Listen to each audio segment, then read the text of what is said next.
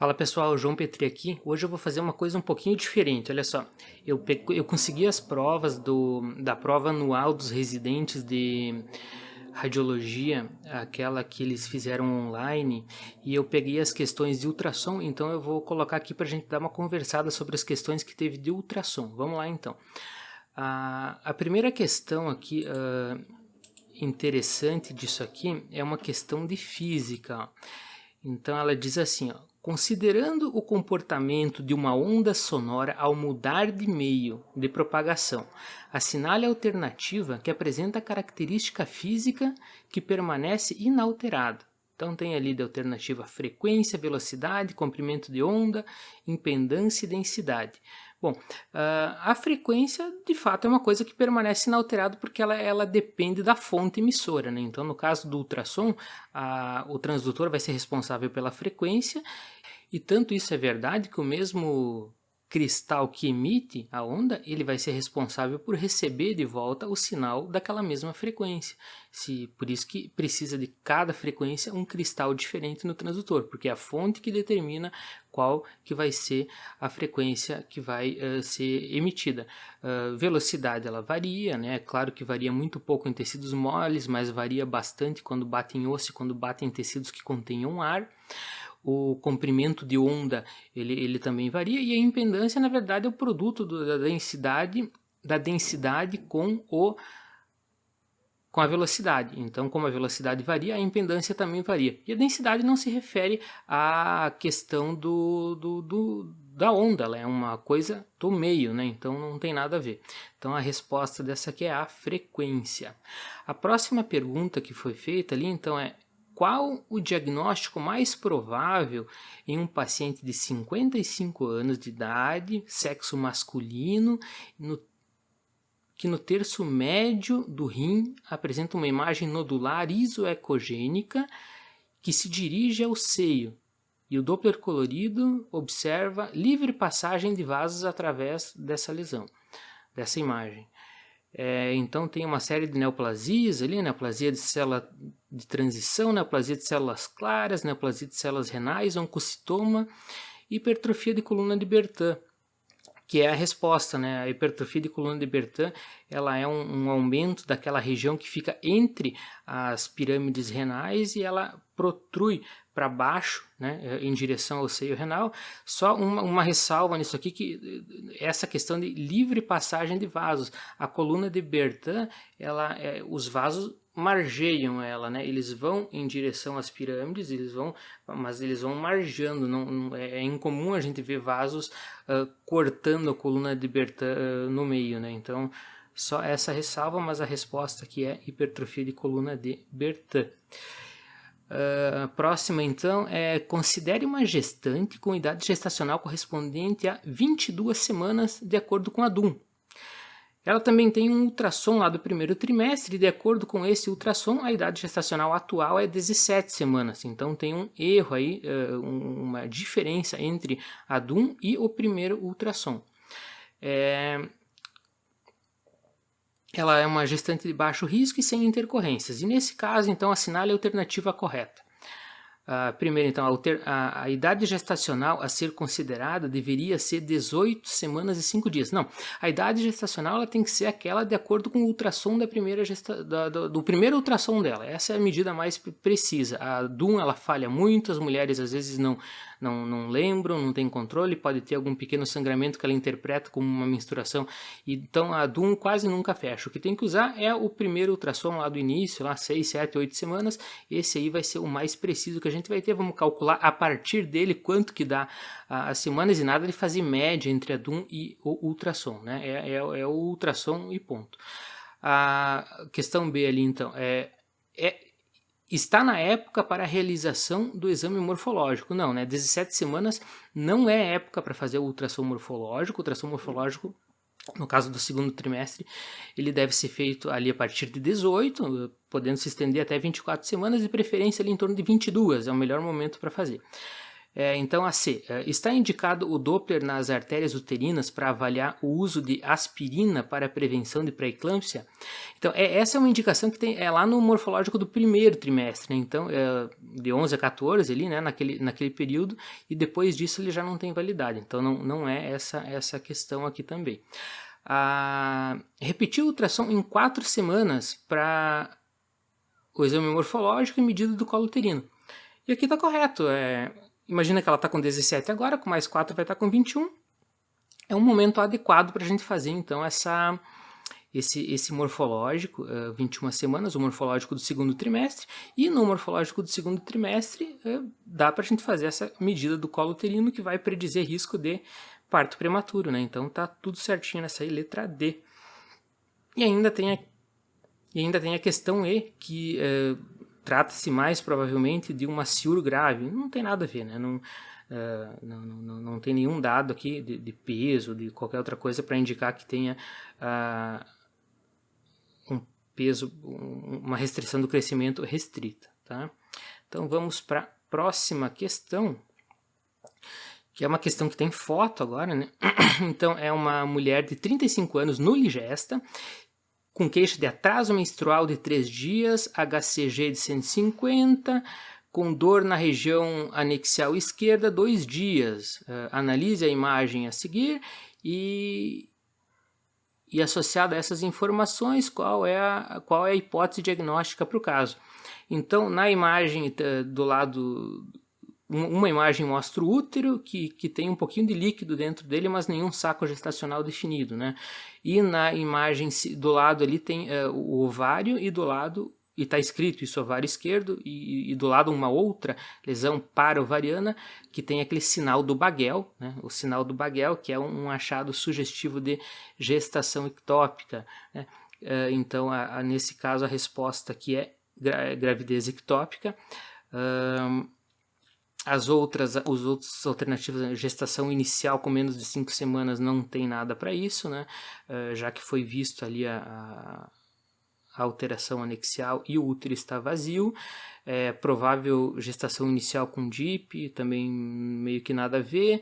Repetição do exame após uma semana para avaliar a evolução da gestação, não, né? Se a gente deixar uma gestação ectópica observável, né, no anexo e mandar seguir isso aí, a chance é que essa paciente volte com a tuba rota, já em choque hemorrágico, né? Então não dá para fazer isso. E realização de uma nova dosagem de HCG e um novo ultrassom após 3 dias, nesse caso também não tem, já que o sinal está claro de qual é a patologia. Lembrando que o diagnóstico por ultrassom, independente de qualquer outra coisa que tenha de certeza de gestação ectópica, é quando a gente consegue ver uma estrutura embrionária fora do útero, né? Então tem que ter lá ou vesícula vitilínica, ou embrião com o coração batendo, qualquer um desses três, já é considerado uma gestação ectópica, mesmo que a gente nem tenha acesso aos dados de beta-HCG e coisa, né? Tendo lá então estrutura embrionária em um cisto fora do útero, já é ectópica. Próxima questão, então. Constituem causas de hidronefrose clinicamente significativa, exceto. Que beleza essas questões, exceto, né? Bom, hidronefrose clinicamente significativa, exceto. Letra A, bexiga com repressão acima de 300. Uma bexiga cheia não é causa de hidronefrose, já está na cara, né? Que é a resposta certa aqui, porque isso não é uma causa de hidronefrose. Aí eles colocam a B como hidronefrose sendo uma causa de hidronefrose. Quem é que faz isso? Obstrução do ureter por cálculo, tumor do colo do útero, que pode obstruir o ureter, e válvula do ureter posterior. Então todas as outras ali podem ser causas de hidronefrose, né? Próxima questão. Exame ultrassonográfico de mulher com 22 anos. Observa-se rim direito com volume estimado de 80 centímetros cúbicos, com aspecto preservado, sem cicatrizes ou hidronefrose, enquanto o rim esquerdo apresenta um volume estimado em 200 centímetros cúbicos. A paciente nega exames prévios, são hipóteses a serem consideradas nesse caso, exceto. Então, assim, o primeiro ponto aqui é que não é uma coisa usual a gente medir o rim por volume, né? Normalmente a gente mede ele no maior eixo, ali, mede a espessura do parênquima, a espessura da cortical, então não é uma medida usual. Mas se a gente for procurar lá na literatura, vai ter lá que o volume normal do rim é entre 120 e 300, então a gente já olha de cara que tem um rim com 80, então esse rim está atrofiado. No fim das contas, o que ele quer saber? Causas que diminuem, né, que causam redução unilateral do rim. E aí vamos para as alternativas. Estenose da junção uretero-pélvica causa redução do tamanho do rim? Não, né? Causa aumento. Ela obstrui, causa um pequeno aumento. E tu pode dizer, mas pode ser lá uma estenose crônica que o rim atrofiou, mas é que uma paciente de 22 anos provavelmente é uma estenose congênita e a estenose congênita não costuma dar atrofia, né? Não é assim que evolui a história natural da doença. Enquanto as outras alternativas são todas bem claras, né? Então, hipoplasia renal unilateral, obviamente um rim vai ser mais pequeno. Hipertensão renovascular, sim, né? A estenose da artéria renal é uma causa importante de redução do tamanho, juntamente com os outros efeitos da hipertensão. Nefropatia crônica unilateral também, vai reduzir o tamanho só daquele lado, e trombose da veia renal na infância também, então são causas de coisa. Então a resposta é a letra A, né? A estenose da JUP não é uma causa de redução do tamanho unilateral do rim. E a próxima é aquela questão que foi anulada, né? Uma questão que tem uma foto ali de um pólipo ou de um mioma submucoso e está sendo feita uma histerossonografia com solução salina e daí delimita bem ali o pólipo, ele parece ter um aspecto césseo ali. E na verdade aqui é porque tem mais de uma alternativa, né? Isso ali poderia, por exemplo, ser um mioma, um figo 1, ou poderia ser um pólipo céssio, né, na região. Acho que por isso que eles anularam, né, porque tinha mais de uma alternativa aí possível. A próxima questão também é um pouquinho maliciosa, né? Analise a imagem de uma paciente de 39 anos submetida a curetagem após aborto há 9 meses. Desde lá, então, ela está com amenorreia sem outras queixas. E aí tem uma imagem ali com endométrio irregular, um útero aparentemente de tamanho normal, mas que a gente vê um pedaço da zona juncional ali que não dá para ver, tem pontos ecogênicos no endométrio, tem umas áreas onde a gente perde aquela transição entre endométrio e miométrio, né? E as alternativas, então, cavidade endometrial de aspecto normal? Não, né? Não é normal. Endométrio atrófico? Parece que está atrófico. Né? Mas vamos ver o que mais que tem. Síndrome de Asherman? Fecha também, principalmente porque fecha com a clínica, né? Então, a síndrome de Asherman, ela é essas sinéquias e aderências que acontecem ali por dano do endométrio causado lá pela curetagem. Então, por enquanto, essa seria a que mais fecha. Adenomiose com áreas de sinéquias. Pois é, a adenomiose também tem muitos desses achados aqui que a gente vê na imagem. Então, quem estudou adenomiose, muitos achados aí se sobrepõem. Só que tem algumas coisas que falam um pouco contra, né? A questão do tamanho do útero, a questão das paredes uterinas serem bem simétricas, né? E também essa questão de áreas hiperecogênicas no endométrio, que corresponde àquelas áreas de fibrose no endométrio, é uma coisa que não é descrita na adenomiose. Então, seria uma segunda opção aqui um pouco menos provável. E aí, que não tem nada a ver, né? Que é endométrio trilaminar compatível com estímulo estrogênico. Então, a resposta certa aqui é síndrome de Asherman, né? Vamos para a próxima, então. Paciente masculino, 9 anos, apresenta dor testicular após trauma há 15 dias. Faz ultrassom e tem múltiplos pequenos focos hiperecogênicos em ambos os testículos, sem sombra acústica. A vascularização é normal. Assinale a alternativa mais provável do diagnóstico é a conduta mais adequada. Daí tem ali então de hipóteses basicamente múltiplos abscessos testiculares, então focos hiperecogênicos pequenos distribuídos pelos testículos, não fecha para abscessos testiculares. E a outra possibilidade é microlitíase testicular, essa sim, né? É microlitíase testicular. Então tem duas alternativas aqui e tem ainda uma possibilidade de metástase de testicular padrão miliar, que também não tem nada a ver. Então ficaria com microlitíase testicular, só que aí o que muda é a conduta, né? Então quando tem microlitíase faz o quê? Orquiectomia bilateral, que é meio extremo, né? Ou segmento pelo ultrassom, pela possibilidade de desenvolvimento de tumores, né? E essa aí é a resposta certa. Sempre que a gente encontra a microlitíase testicular, tem que recomendar para o paciente fazer um controle anual ali daquele testículo para o caso dele desenvolver um tumor. E tem alguns estudos que mostram que pode ter um risco de até 9 vezes maior de desenvolver tumor nesses pacientes, então é interessante fazer um acompanhamento. Então é isso aí, letra D. Aí vamos para a próxima questão aqui. RN com 6 semanas de vida, apresentando perda de peso e vômitos e massa palpável no epigastro. Foi submetido à ultrassonografia. O exame ultrassonográfico mostrou o estômago distendido e a musculatura do piloro espessada. E o comprimento do piloro está 15 milímetros, a espessura é 4 milímetros. Então assinale a alternativa acerca do diagnóstico. Bom, o diagnóstico é óbvio, né? A gente tem aqui uma estenose hipertrófica do piloro. Aí eles colocam um monte de coisinhas de rodapé de livro e pedem para a gente dizer qual que é a alternativa mais correta acerca dessas notas de rodapé de livro.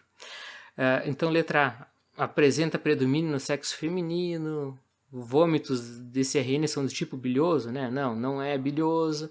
A ausência de gás no intestino no raio-x é mandatória? Não, é mandatória na atresia de duodeno, não ali passa gás, né? Na estenose hipertrófica um pouquinho de gás passa.